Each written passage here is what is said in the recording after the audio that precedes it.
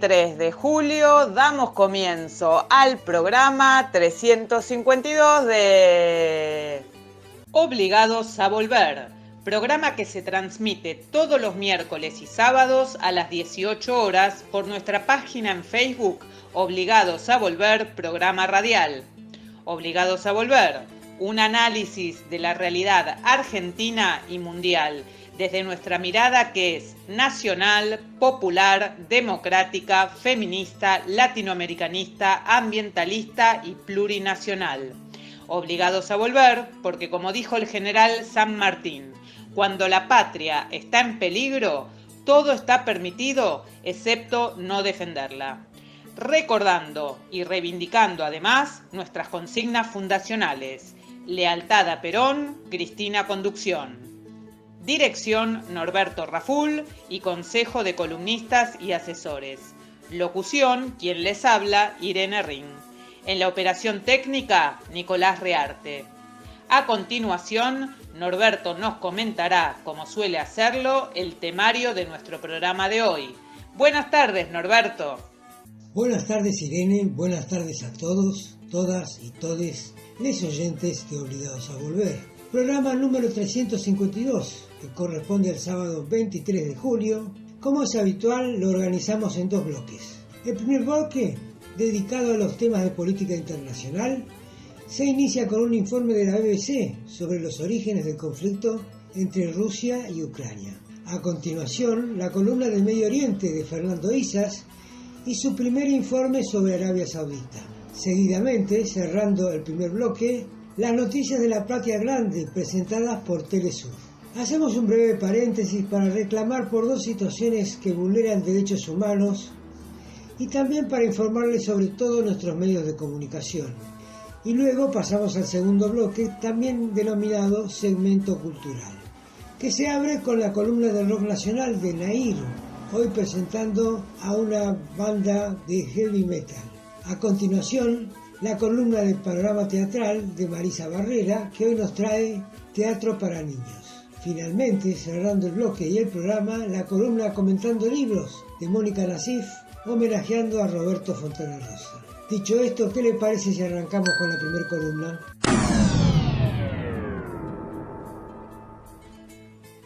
Al este, Rusia, al oeste, la Unión Europea y en medio, un país azotado por una guerra que ha dejado ya más de 14.000 muertos. Ucrania, uno de los países más extensos de Europa, lleva desde 2014 inmerso en un duro conflicto al este del país.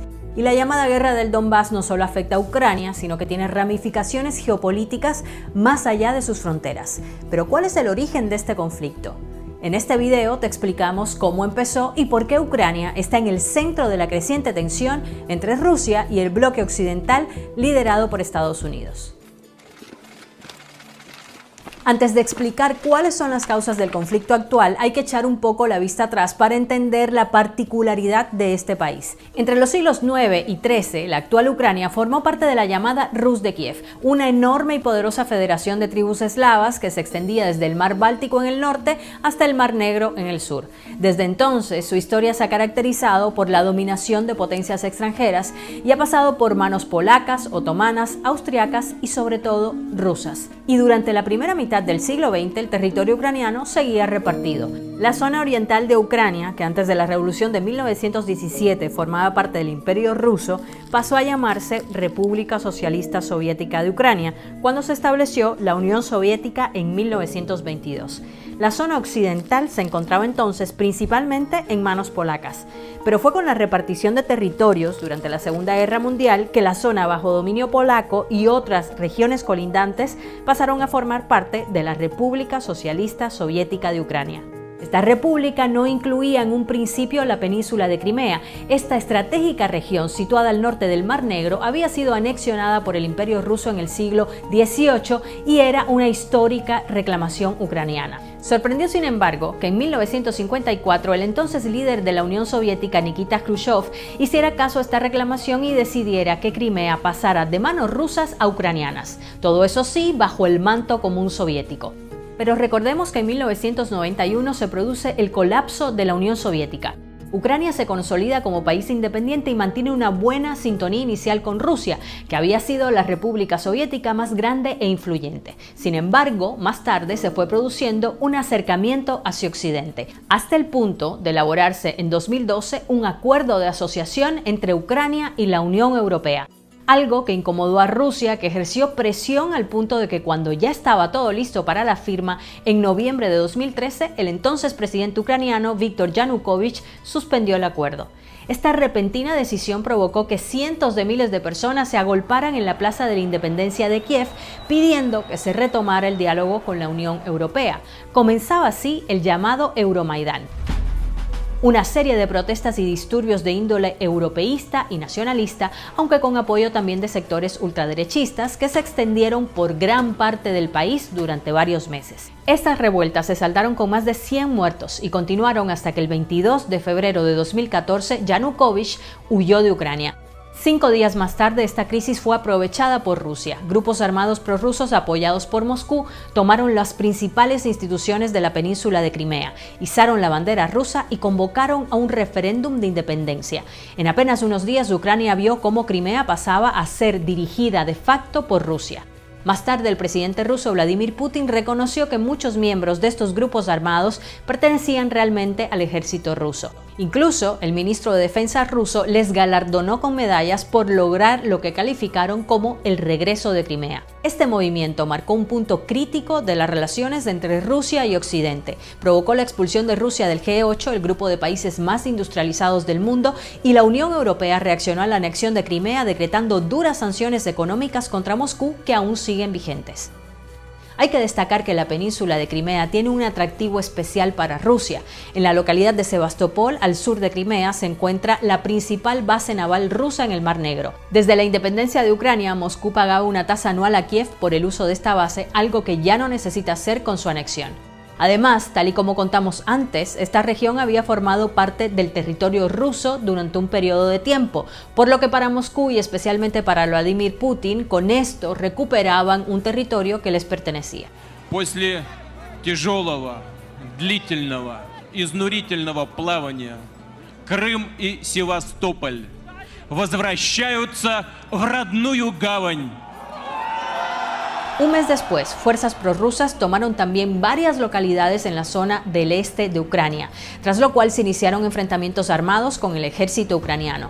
Tal fue el empuje prorruso en esta región conocida como el Donbass, que el 11 de mayo se declararon independientes las repúblicas populares de Donetsk y Lugansk, aunque siguen sin ser reconocidas internacionalmente. Desde que comenzó la llamada guerra del Donbass entre ucranianos y fuerzas prorrusas, la OTAN ha acusado a Rusia de apoyar militarmente a los separatistas, algo que niegan desde Moscú. Desde entonces, las negociaciones de paz, como el Protocolo de Minsk o el Acuerdo de Minsk II, han intentado sin éxito alcanzar un alto al fuego. Ucrania, Rusia, Alemania, Francia, representantes de la Organización para la Seguridad y la Cooperación en Europa y representantes de las llamadas Repúblicas Populares de Donetsk y Lugansk han participado de estas conversaciones, pero el conflicto sigue asolando al este de Ucrania y dejando miles de víctimas. Naciones Unidas ha advertido de los crímenes de guerra que se han sucedido desde 2014 en esta región, así como del alarmante deterioro de los derechos humanos. También contabiliza en más de 1,5 millones las personas que se han visto obligadas a dejar sus casas durante este tiempo. Además de las miles de víctimas en terreno ucraniano, se añaden las casi 300 personas que murieron en el avión de Malaysia Airlines derribado el 17 de julio de 2014 por un misil de fabricación rusa, aunque ningún bando se hizo responsable. Pero, ¿qué implicaciones geopolíticas y económicas tiene este conflicto? Para empezar, Rusia y Ucrania comparten lazos históricos, étnicos y culturales. Precisamente en las regiones en conflicto, la mayoría de la población habla ruso en lugar de ucraniano, y esta es una de las razones que dan quienes defienden la anexión de estas regiones ucranianas desde Moscú. Por su parte, la Unión Europea y Estados Unidos ven en Ucrania un potencial aliado a nivel estratégico y militar justo a las puertas de Rusia, y según algunos analistas, esto es lo que precisamente quiere evitar Putin. En 2008, la OTAN con Estados Unidos a la cabeza prometió que Ucrania y Georgia, otra ex república soviética, serían admitidos en la Alianza Atlántica. Y esta es una de las líneas rojas marcadas por Rusia. Putin ha repetido que quiere evitar que la OTAN extienda su influencia hacia países de Europa del Este y Asia Central. Pero además, la industria energética también es clave para entender la trascendencia de esta disputa. Rusia ha construido un enorme gasoducto entre su territorio y Alemania llamado Nord Stream 2. Sin embargo, el proyecto se encuentra bloqueado actualmente por Alemania y la Unión Europea, quienes temen que Rusia pueda utilizar este gasoducto para presionar a Ucrania. Actualmente, la mayor parte del gas ruso que llega a Europa lo hace precisamente a través de Ucrania, pero con la apertura de Nord Stream 2, Moscú podría hacer llegar todo el gas directamente a Alemania. Esto privaría a Ucrania del ingreso de alrededor de $2.000 millones al año. Y según el presidente ucraniano Volodymyr Zelensky, este proyecto es un arma geopolítica peligrosa del Kremlin, pues hay analistas que piensan que en el momento en que no hubiera gas pasando por Ucrania, ya no existiría un impedimento para un potencial ataque ruso. Pero el bloqueo de Nord Stream 2 no supone solo un perjuicio para Rusia, sino también para Europa, que necesita el gas ruso y que ha visto cómo los precios del gas se han disparado. Como ves, este conflicto va mucho más allá de lo territorial, resuena y tiene consecuencias a nivel global.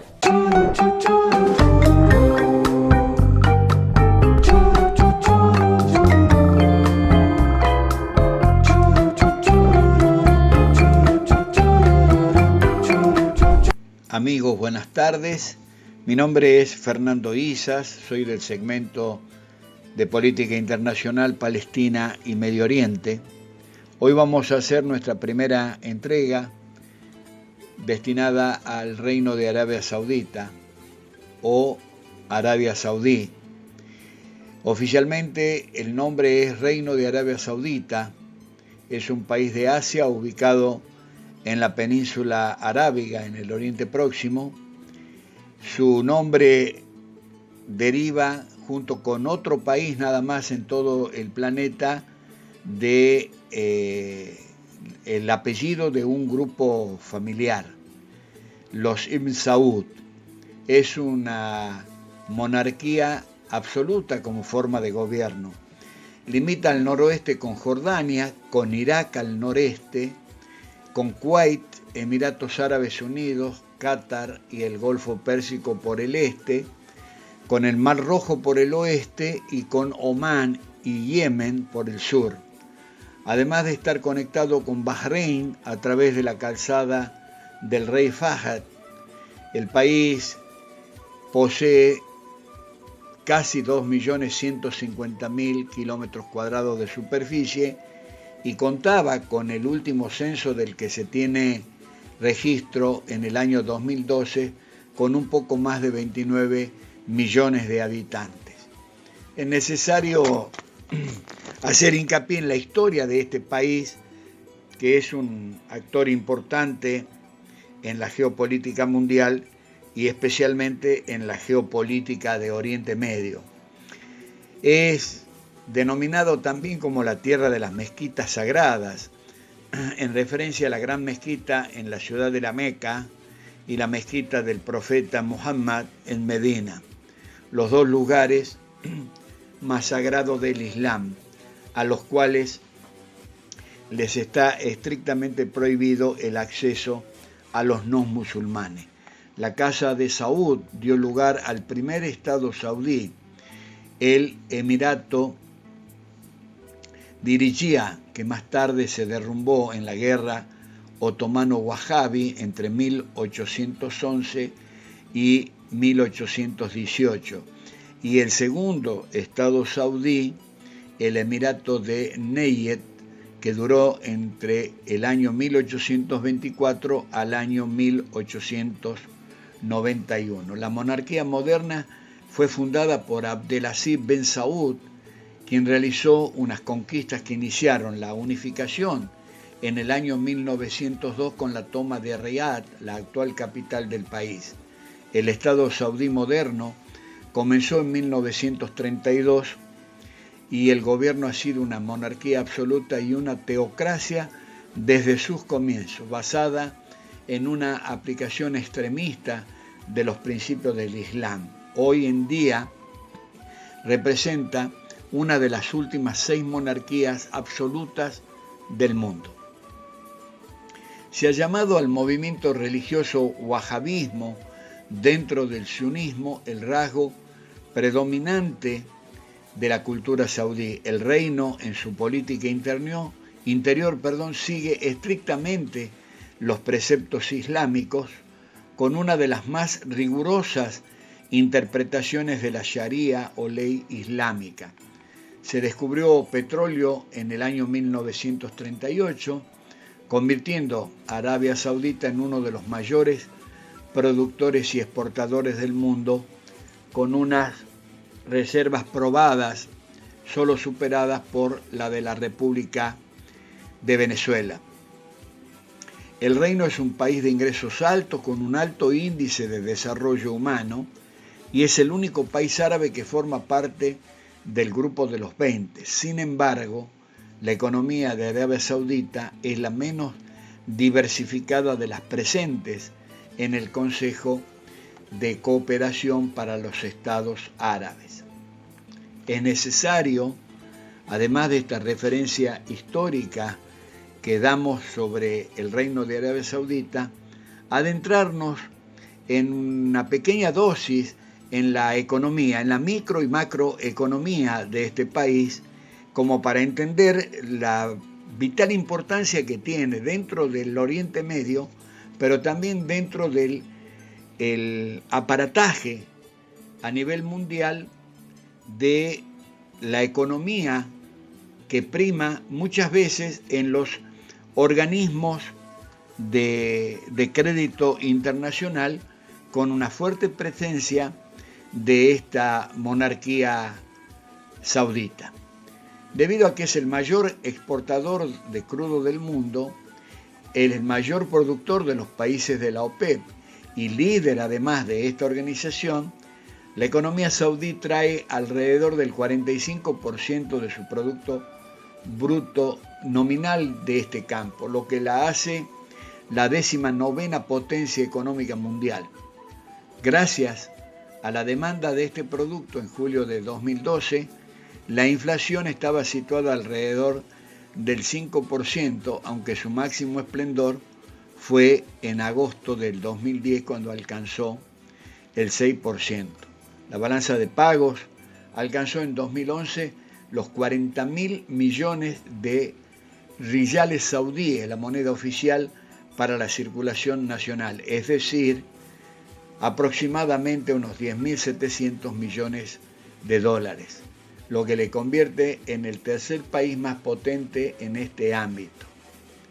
Gracias a estos valores, en 2012 en adelante el país se situaba y se sitúa en el puesto 17 del índice de competitividad global y tenía otros ingresos altos. El superávit económico alcanza los 100.000 millones de dólares.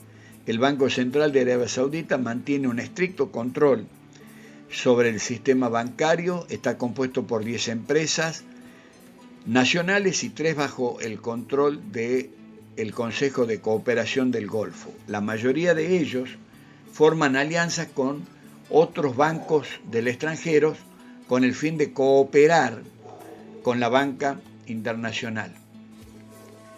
Otros aspectos que tienen que ver con la micro y macroeconomía saudita tienen que ver con la energía, con el transporte y con los medios de comunicación. La economía referida a la parte energética, el campo energético, nos informa que el Reino de Arabia Saudita es capaz de extraer de su subsuelo más de 10 millones de barriles de petróleo al día. Es el mayor productor de esta fuente de energía del mundo. De estos, más de 2,5 millones los consume el propio país, el resto los exporta, lo que lo convierte también en el mayor exportador. Debido a que el petróleo en el país está previsto que se agote en el año 2030 por el abuso del mismo, tanto en el consumo como en la exportación, el gobierno empieza a plantearse a comenzar a usar con mayor frecuencia la electricidad.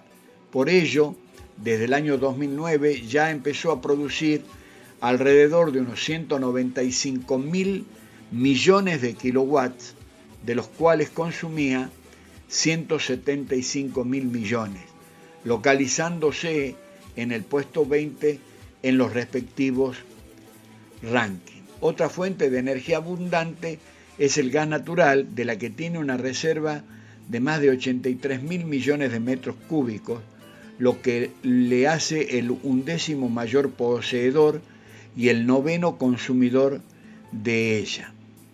Cabe destacar que el gobierno saudita no permite la exportación de esta fuente, por lo que toda su producción es consumida por sus habitantes. Con excepción de la zona de Asir, la permanencia de cuerpos de agua es prácticamente inexistente, por lo que la energía hidráulica está desaparecida. La alta temperatura de la zona y la radiación del sol hacen que en el futuro sea la forma de conseguir ingresos. Dejamos para la segunda entrega referida a Arabia Saudita los pendientes referidos como ítem de la micro y macroeconomía, lo ateniente a transportes y a medios de comunicación, con un espectro bastante amplio en estas dos aristas. Nos estamos encontrando en el próximo programa. Esto es todo por hoy. Le damos las gracias, como siempre, a nuestras compañeras y compañeros de Obligados a Volver.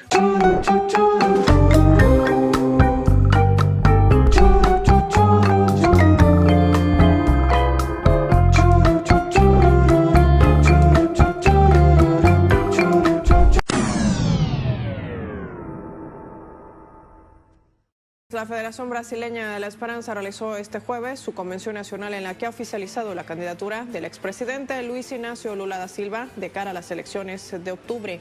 La federación, conformada por el Partido de los Trabajadores, el PT, y los partidos que integran la coalición progresista, han aprobado esta fórmula encabezada por da Silva y que tiene como aspirante a la vicepresidencia al exgobernador Gerardo Alckmin. De acuerdo al Partido de los Trabajadores, al PT, ya Lula no estuvo presente en el evento, así lo ha señalado, debido a que cumple con una agenda política en el estado de Pernambuco. Medios locales reseñan que los compromisos del líder brasileño para esta jornada estaban programados y prefirió no desmarcar el viaje.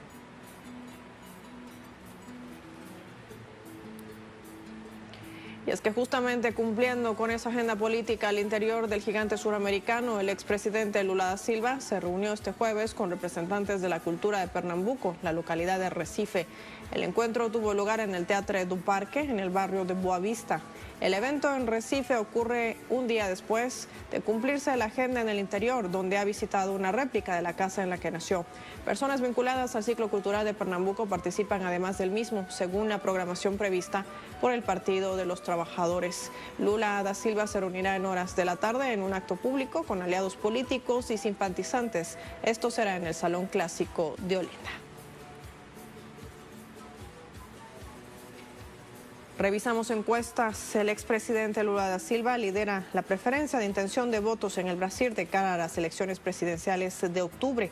Según el estudio realizado por esta encuestadora Exame Ideia, el líder petista lidera sondeos de opinión con el 44% de las consultas. Este estudio destaca además que el actual mandatario en el Brasil, Jair Bolsonaro, se encuentra por debajo de un 33%.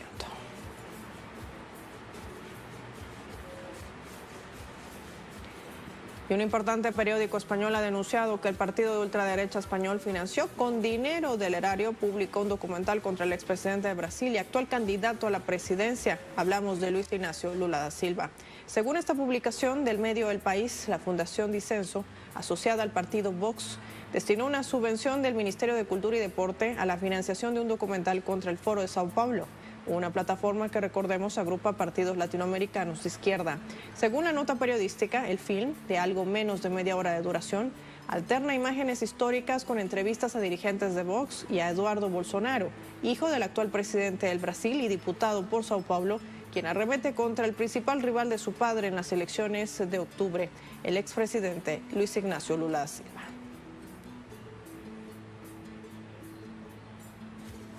Otro tema en el Paraguay, la edición número 60 de la Cumbre de Presidentes del Mercado Común del Sur, del Mercosur y Estados Asociados ha culminado su segundo día de debates con la entrega de la presidencia pro tempore al gobierno de Uruguay. Durante la jornada en la que se realizó este encuentro en la sede de la Conmebol, en la capital del país, los países miembros celebraron la culminación exitosa de las negociaciones con Singapur para establecer el Tratado de Libre Comercio. Asimismo, los presidentes de Paraguay, Mario Abdo Benítez, y de Argentina, Alberto Fernández, han instado a su colega uruguayo Luis Lacalle Pou a negociar un acuerdo en las mismas circunstancias con China, como bloque Mercosur y no por separado. Además, el mandatario uruguayo Lacalle Pou asumía la presidencia pro tempore del Mercosur, que ejercerá, recordemos, por los próximos 6 meses.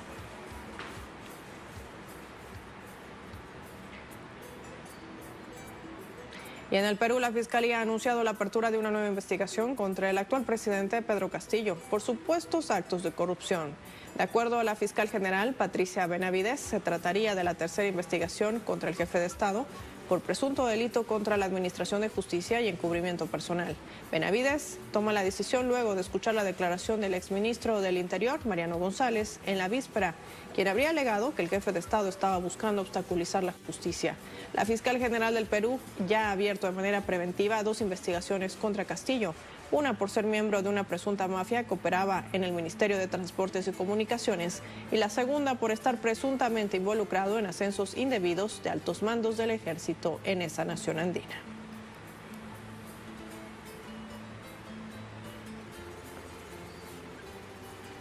En Venezuela, la gran misión Milagro para la atención oftalmológica cumple 18 años, devolviendo la vista a miles de personas. Este es uno de los proyectos insignes creados por la cooperación cubano-venezolana durante los mandatos de Fidel Castro y Hugo Chávez. Aquí los detalles. En el corazón del barrio Pinto Salinas, en el centro caraqueño, se encuentra un centro oftalmológico de referencia nacional. Cientos de personas de todo el país llegan a diario para evaluar su condición y operarse de alguna afección a la vista. Todo gratis, gracias a Dios. Por lo mismo vine para acá, yo soy de Trujillo. Ah, ok. Sí, porque me estaban pidiendo $5,000 era por la operación. Sí, y yo dije, ¿de dónde saco yo eso? Y uno es pobre y entonces... Y como aquí tengo unas nietas aquí, una sobrina. No, ahí te esperan de gratis, todo, te dan todo. Me vine para acá. Aquí realizan evaluaciones, operaciones quirúrgicas y control oftalmológico sin costo. Esta sala de espera, siempre concurrida, recibe a pacientes por casos de cataratas, glaucoma y una decena de problemas a la visión. Eso es un beneficio que para la gente más que todo, aunque no hay distinción de económico, de rango ni nada de eso, pero el pobre tiene la facultad y de que tiene un servicio a la mano. Tenía ya prácticamente 6 meses. ¿De marzo? Sí, me iban a operar, pero entonces aquí mismo, pero entonces se me apareció una infeccioncita.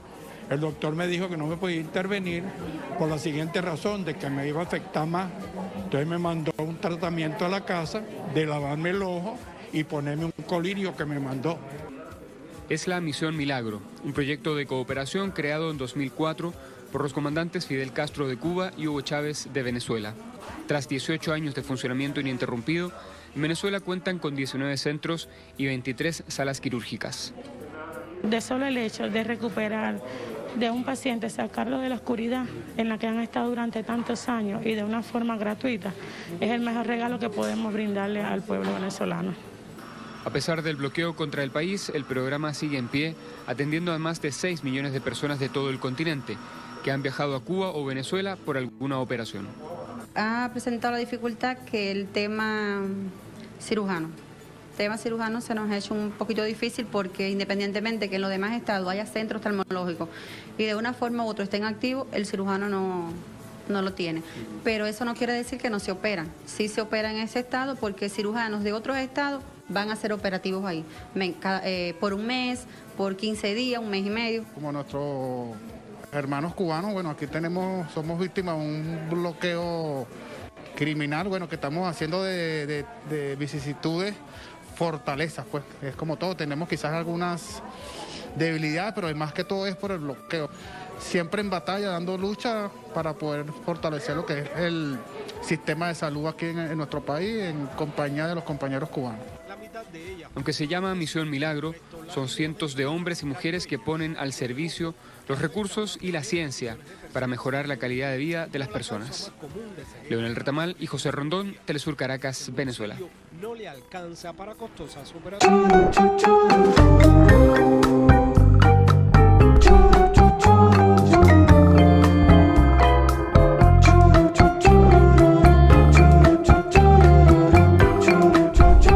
Obligados a Volver se solidariza con Milagro Sala, injustamente detenida desde enero de 2016, y con todos los demás detenidos y perseguidos por el régimen macrista y sus cómplices del sistema judicial, por la pronta liberación de los presos políticos.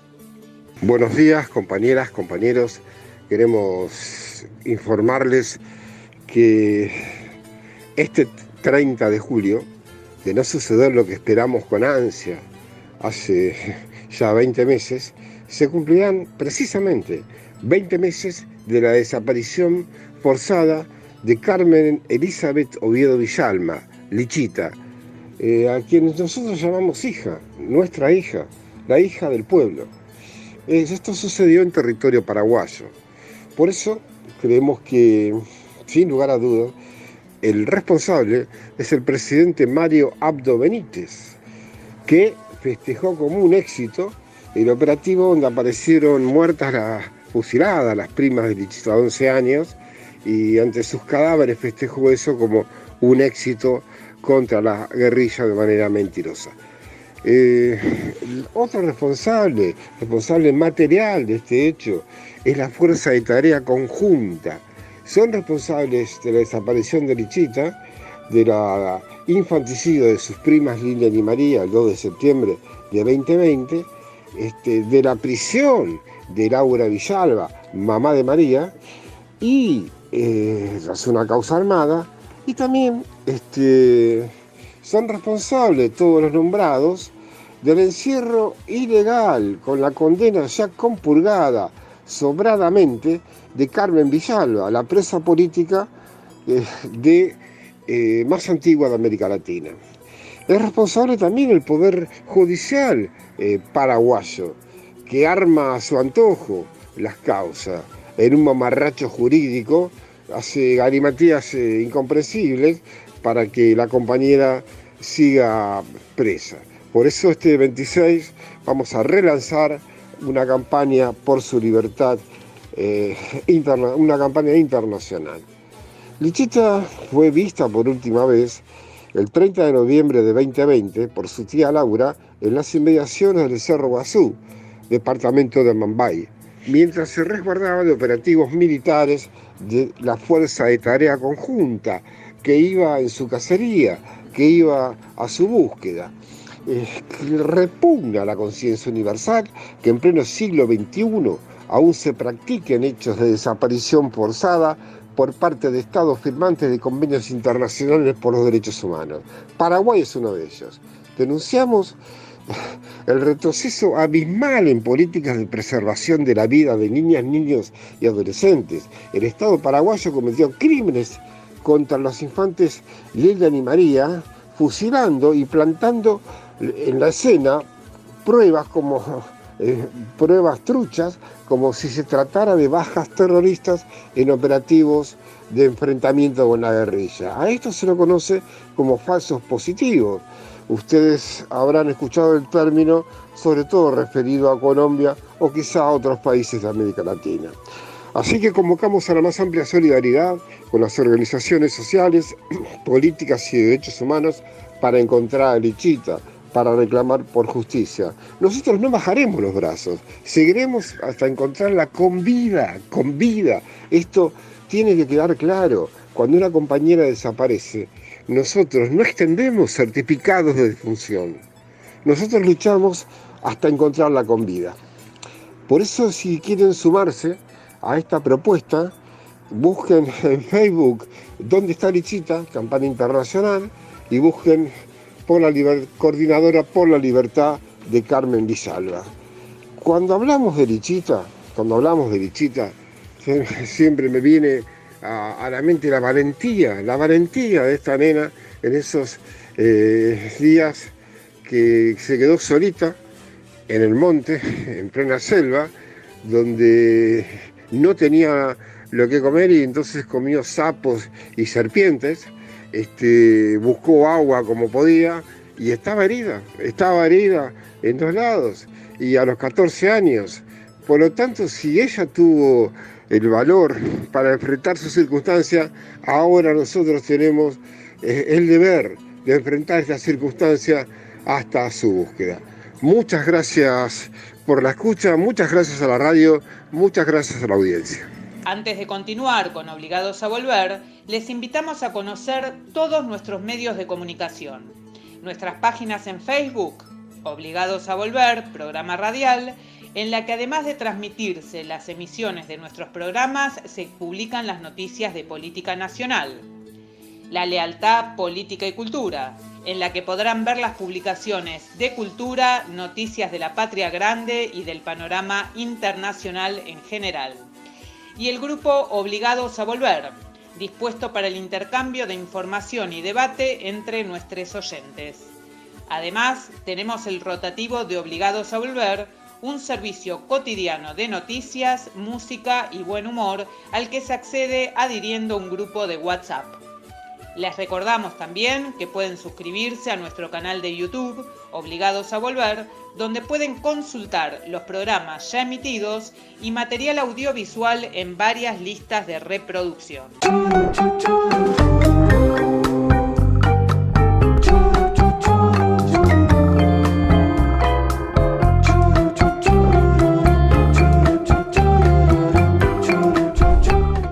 Hola, buenas tardes a todos y a todas. Soy Nair. Esta es la columna de rock nacional para el programa Obligados a Volver. En el día de la fecha voy a estar presentando una banda que se llama Acceso Norte, que se presentó el 15 de julio en el City Bar en Martínez. El tema se llama Déjà Vu.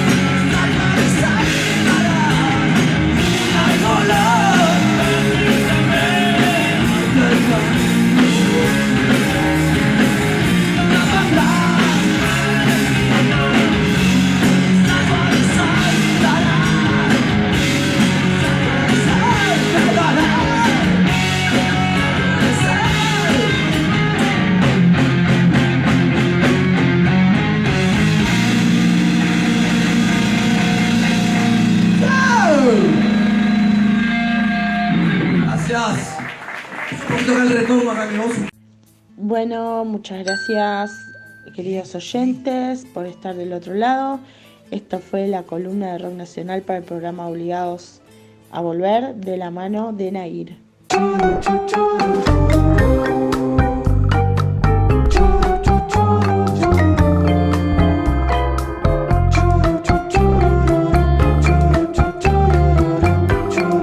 Hola, mis queridos oyentes del programa Obligados a Volver.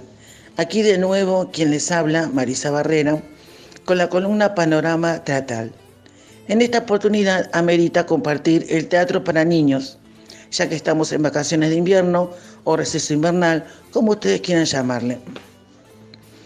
El teatro nos acerca, nos conecta, es un viaje hacia adentro de nosotros mismos que nos permite ir en búsqueda de nuestro poder creativo. Así lo sintieron muchos actores argentinos que se han inspirado en el teatro para niños, desarrollando una nueva forma de comunicarse con ellos, el arte. Este fue el caso de nuestro querido Hugo Midón, prestigioso actor, maestro y autor, director y compositor, gran referente que revolucionó la comedia musical infantil y el teatro infantil. Nació en 1944, el 27 de febrero, en Valentina Encina, y su infancia la transitó en San Isidro. Fue en ese barrio tranquilo que en la adolescencia se fascinó con la convocatoria que tenían unos payasos en la plaza. Fue maestro y librero y en 1970 puso en escena su primera obra, La Vuelta a Manzana. Desarrolló su propio teatro que reflejaba la raíz cultural y la transmisión de valores fundamentales en el crecimiento de los chicos. Lejos de formatos internacionales y contenidos basados en éxitos televisivos, tomaba a los niños como seres pensantes y generaba a su vez un guiño cómplice a los mayores que lo acompañaban. Descubrió algo que muchos hablan, pero pocos llegan a conocer en profundidad: la fuerza de nuestro niño interior. Para los adultos, todos los adultos llevamos un niño adentro que puede estar reprimido, censurado, ignorado, pero de todos modos está. Elevó el género infantil a nivel más alto, con creativas puestas en escenas y el enfoque profesional del teatro de adultos. Un claro ejemplo fueron El Imaginario y el siempre recordado Vivitos y Coleando. Desarrolló una valiosa carrera docente y creó el Centro de Formación Teatral Río Plateado, formando generaciones de actores. En la actualidad Hay cursos destinados a niños de 6 a 12 años, jóvenes de 13 a 18 años y adultos de 19 años en adelante. Las tareas que se desarrollan son actuación, canto, coreografía, pudiendo además integrar ambas actividades formadas en la comedia musical. Este lugar se encuentra en la calle Guatemala 4488.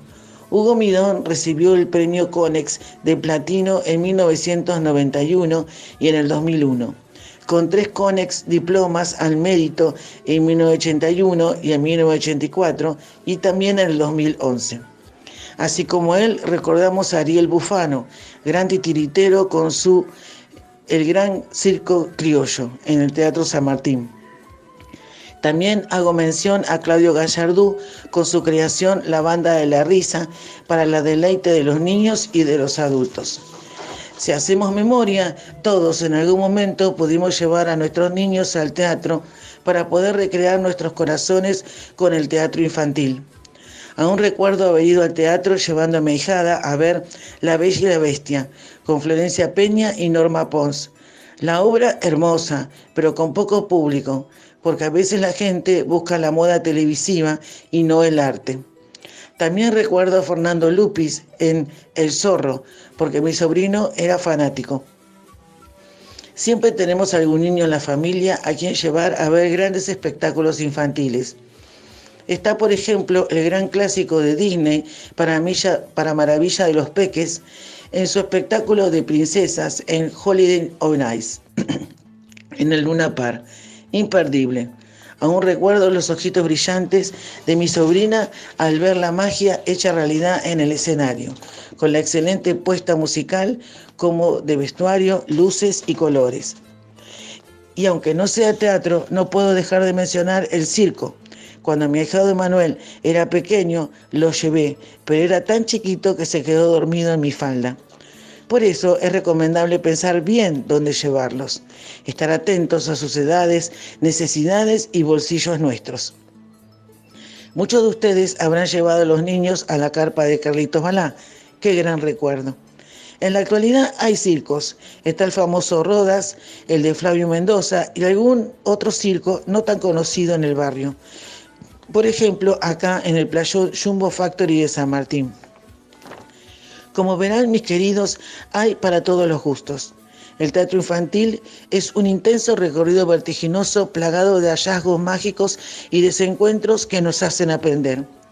Busquen en las carteleras e infórmense acerca de la obra para poder ver un buen teatro infantil, porque aunque los niños de la familia hayan crecido, siempre podemos compartir la alegría del arte teatral infantil con los nietos, los sobrinos o algún vecino del barrio. Por eso, como les digo siempre, vayan al teatro, que no solo porque engrandece el alma, sino porque en esta oportunidad podemos hacer feliz a un niño. Los dejo, espero volverlos a encontrar en este espacio llamado Panorama Teatral. Chau, chau.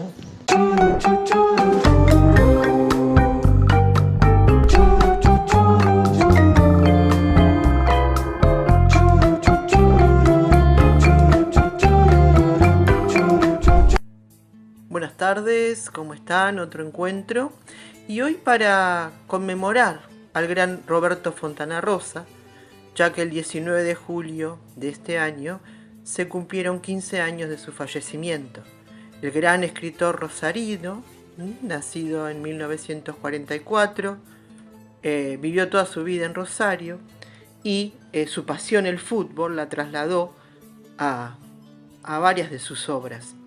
Yo simplemente quería leerles un cuentito chiquito, cortito, de Fontana Rosa para que ustedes vean lo excelente escritor que fue, lo excelente humorista y autor de historietas como Inodoro Pereira y Bulli el Aceitoso, para nombrar las más conocidas. Y leerles su pasión por el fútbol. Hizo varios cuentos sobre el fútbol. Él era de Rosario Central. El cuento que les voy a leer es Viejo con árbol. A un costado de la cancha había yuyales, y más allá el terraplén del ferrocarril. al otro costado descampado y un árbol bastante miserable. Después las otras 2 canchas, la chica y la principal. Y ahí, debajo de ese árbol, solía ubicarse el viejo. Había aparecido unos cuantos partidos atrás, casi al comienzo del campeonato, con su gorra, la campera gris algo raída, la camisa blanca cerrada hasta el cuello y la radio portátil en la mano. Jubilado seguramente, no tendría nada que hacer los sábados por la tarde y se acercaba al complejo para ver los partidos de la liga. Los muchachos primero pensaron que sería casualidad, pero al tercer sábado en que lo vieron junto al lateral, ya pasaron a considerarlo hinchada propia. Porque el viejo bien podía ir a ver los otros 2 partidos que se jugaban a la misma hora en las canchas de al lado, pero se quedaba ahí, debajo del árbol, siguiéndolos a ellos.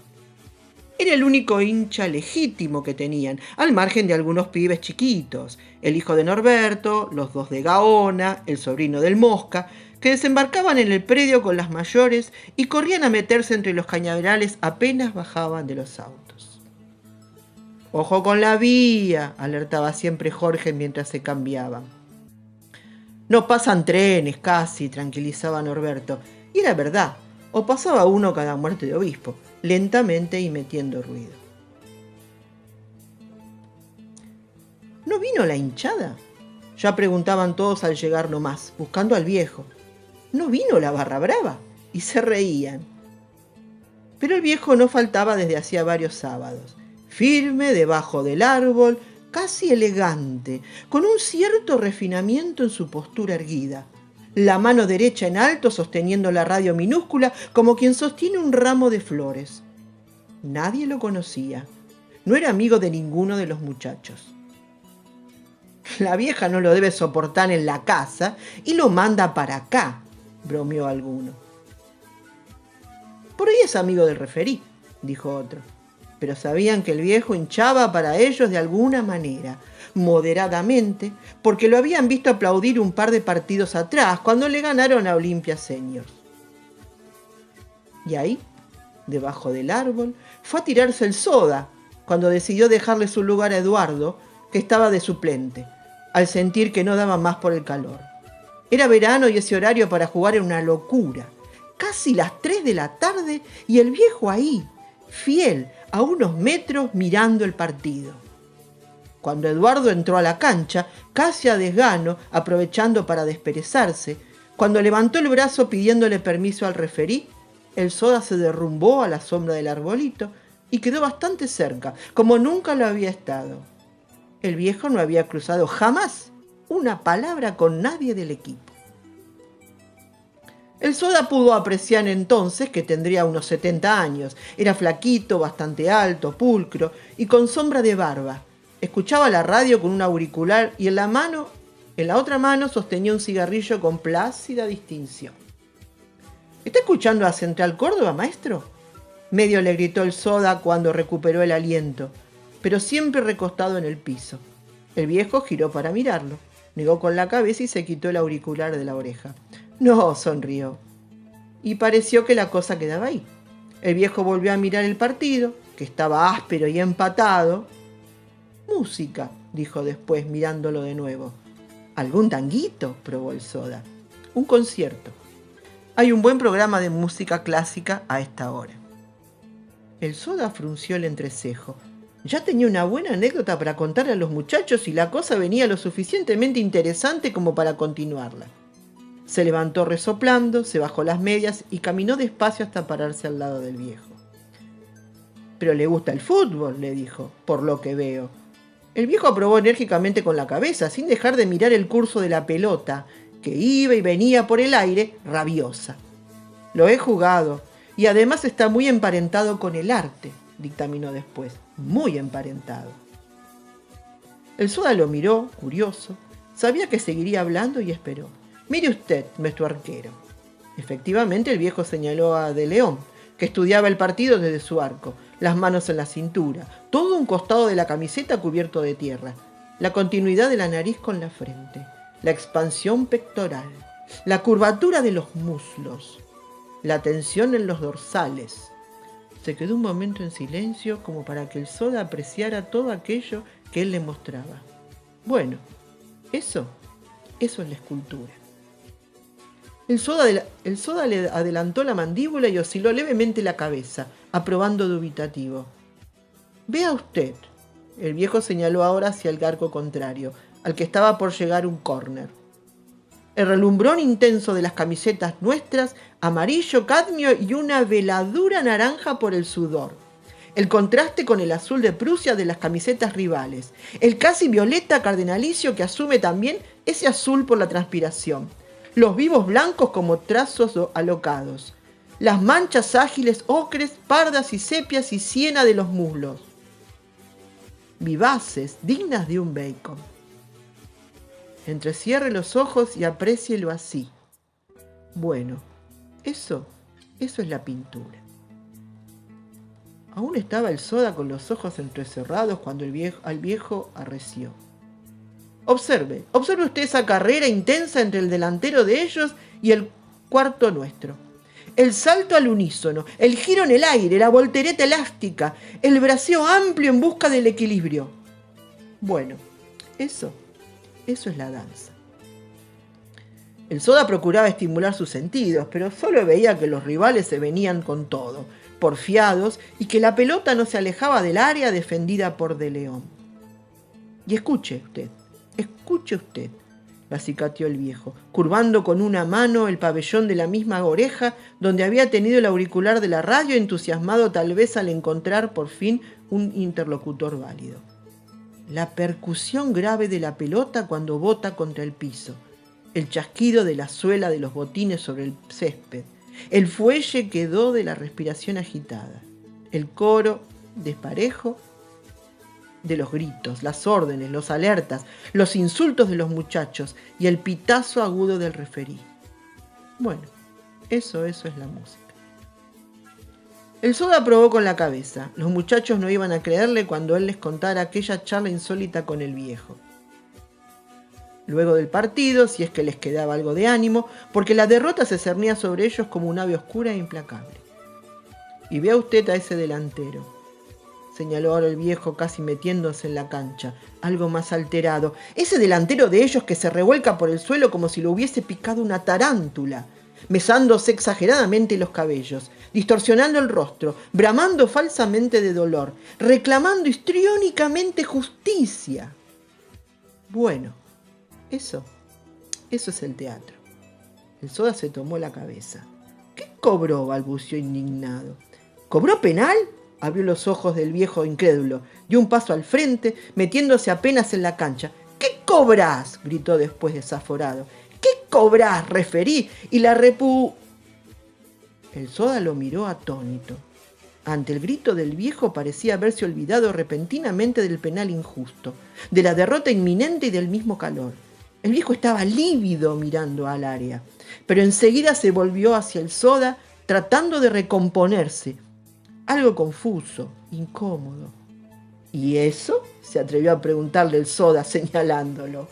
¿Y eso?, vaciló el viejo tocándose levemente la gorra. Eso es el fútbol. Bien, esto es solo un cuento de los tantos que Fontana Rosa escribió con un tema como el fútbol. Espero les haya gustado. Búsquenlo por internet, búsquenlo en las librerías. Es algo interesante, vívido, sentimental hasta las raíces y literario, muy literario. Este fue nuestro pequeño homenaje a Roberto Fontana Rosa. Gracias y nos encontramos en el próximo sábado.